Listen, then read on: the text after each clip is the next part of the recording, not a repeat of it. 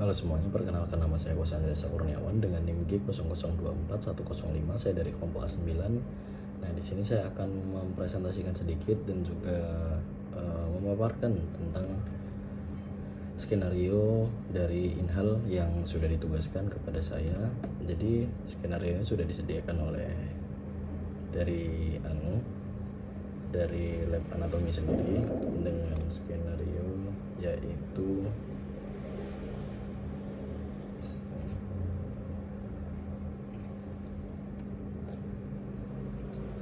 baik, izinkan saya membaca skenario ini. Jadi, seorang pasien datang ke dokter dengan keluhan nyeri perut yang berulang dan berpindah-pindah. Setelah dilakukan anamnesis dan juga pemeriksaan fisik, diketahui bahwa nyeri pertama kali dirasakan di daerah epigastrium, lalu menjalar ke daerah umbilikus, dan terakhir terasa di daerah suprapubik.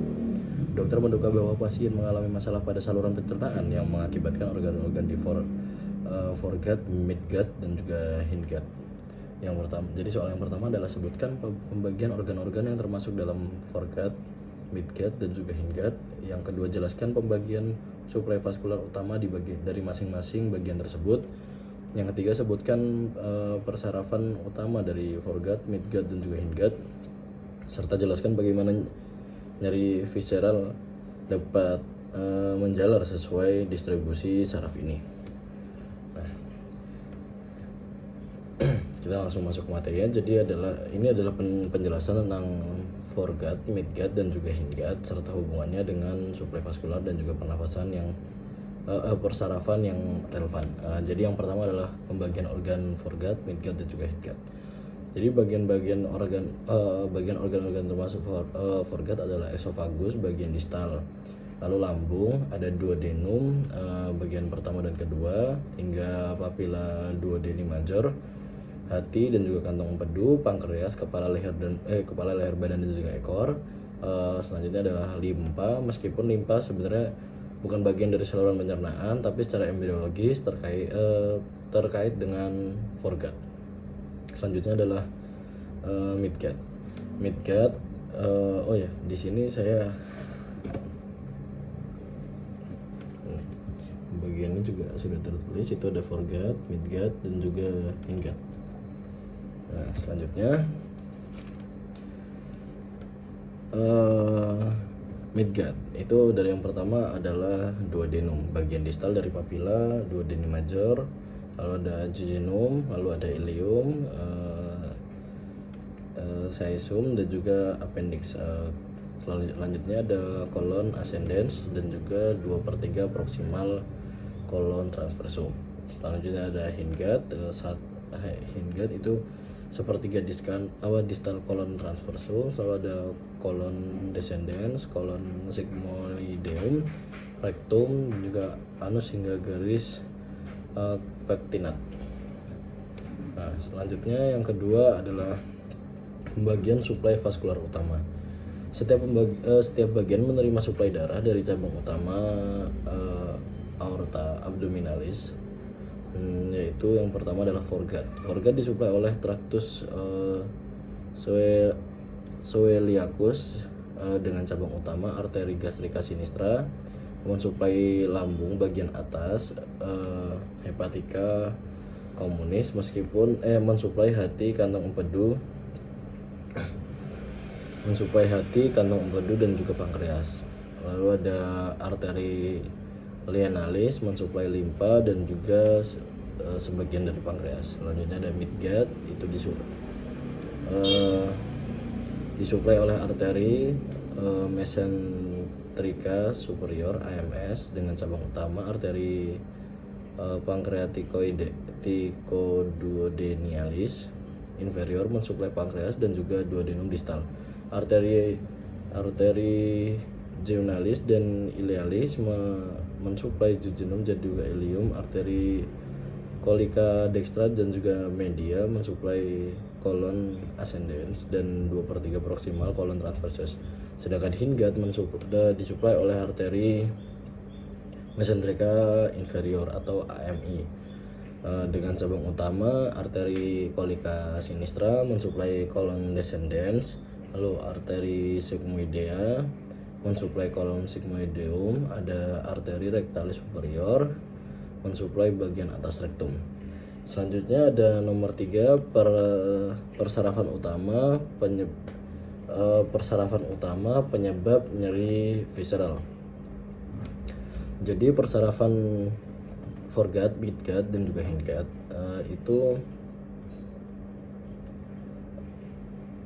sudah dibagi menjadi beberapa ini. Jadi organnya yang pertama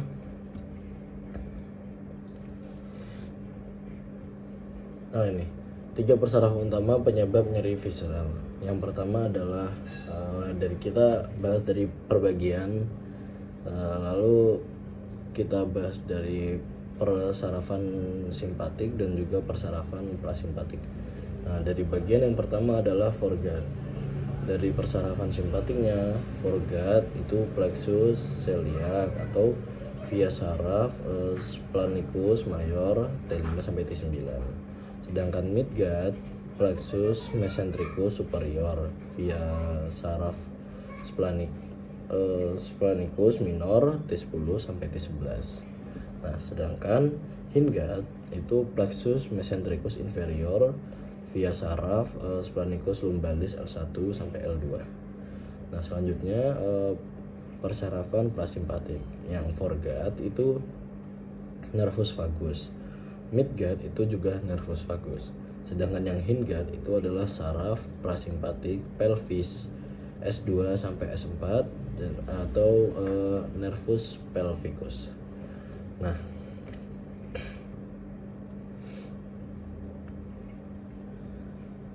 jadi ini selanjutnya adalah penjelasan nyeri visceral dan juga penyebarannya. Nyeri visceral pada saluran pencernaan berpindah-pindah karena nyeri visceral berada di organ-organ internal memiliki persarafan afferent visceral. Saraf ini biasanya mengikuti saraf simpatis kembali ke sumsum tulang belakang, distribusi dan juga berdasarkan dermatom. Foregut nyeri dirasakan di epigastrium T5 sampai T9. Midgut nyeri yang dirasakan sekitar umbilikus T10 sampai T11. Hindgut nyeri yang dirasakan suprapubik atau pelvis L1 sampai L2 atau S2 sampai S4. Proses perpindahan nyerinya awalnya nyeri dirasakan di epigastrium karena masalah organ foregut atau misalnya lambung. Nah, jadi itu awalnya nyeri dirasakan di epigastrium karena masalah organ foregut misalnya lambung. Saat masalah meluas ke midgut misalnya usus halus, nyeri berpindah ke daerah umbilikus. Jika masalah mencapai hindgut misalnya rektum atau kolon sigmoideum, nyeri terasa di suprapubik. Jadi kesimpulannya untuk kasus yang ada di skenario tadi adalah nyeri yang berpindah dari epigastrium ke umbilikus lalu ke suprapubik menunjukkan keterlibatan organ-organ yang berada di foregut, midgut, dan juga hindgut. Gejala ini konsisten dengan gangguan seperti infeksi saluran pencernaan yang meluas, obstruksi usus atau peradangan organ tertentu seperti appendicitis, suplai darah dan pernafasan harus dipertimbangkan untuk memastikan diagnosis lebih lanjut. Mungkin sekian dari saya, kurang lebihnya mohon maaf. Terima kasih.